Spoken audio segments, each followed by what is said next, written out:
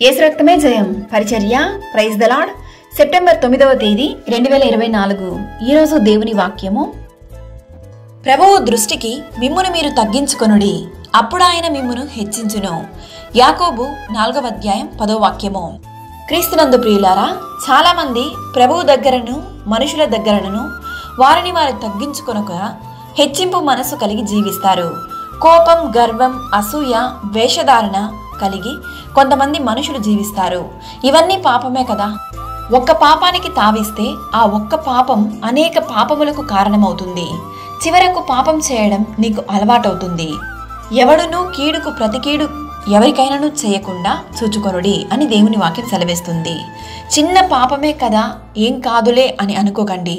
ప్రభువు న్యాయ తీర్పు రోజు రానై ఉన్నది. ఎటువంటి పరిస్థితిలో ఉన్నా దేవునికి ప్రార్థించటం మరవకండి. ప్రతికూల పరిస్థితులలో దేవుణ్ణి స్తుతించండి. దేవుడు బలమైన కార్యం చేస్తాడు.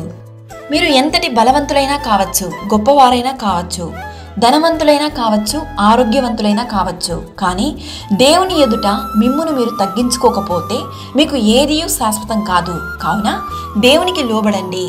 దేవుడు తగిన సమయమందు మిమ్మును హెచ్చించునట్లు ఆయన బలిష్టమైన చేతి క్రింద దీన మనస్కులై యుండుడి. అప్పుడు ఆయన మిమ్మును హెచ్చించి దీవించి ఆశీర్వదించునుగాక.